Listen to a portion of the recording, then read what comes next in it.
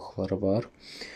Deməli, bundan əlavə onu demək istəyirəm ki, Rus sübutu həmçinin Petrov müdafiəsi də adlandırır. Sadəcə ruslar Rus sübutu üzərində çox çalışdıqları üçün, çox oynadıqları üçün Sovet vaxtı ona görə də həm Petrov müdafiəsi, həm də ki Rus partiyası, Rus sübutu da adlanır.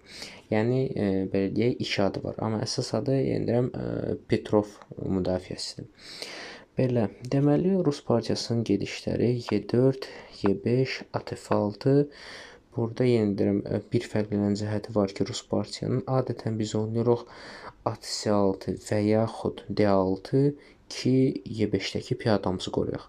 Amma Rus partiyası kontrataka ilə başlayır. Sırazı, yəni ilk gedişlərdən artıq rəqibə təzyiq göstərməyə başlayırıq. Oynayırıq ATF6, yəni simmetrik bir vəziyyət yaranır. Deməli, burada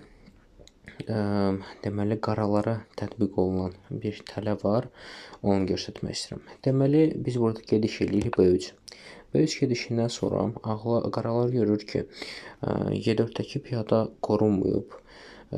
Yəni, bunlar üçün üstün bir vəziyyətdir və burada oynayır və buradakı Y4-dəki piyadanı vururlar atla. Biz də oynayırıq burada at C3. At C3-də burada çox güman ki, at C3 vurulacaq. Çünki əgər misal üçün at çəkilsə F6-ya, burada belə deyək, gedişat artıq bizdə olur. Yəni biz fiqurumuzu inkişaf etdirə bilərik. Yəni gördüyünüz kimi bizdə fil və 2 dənə at artıq inkişaf edib. Yəni qaralar biraz inkişaf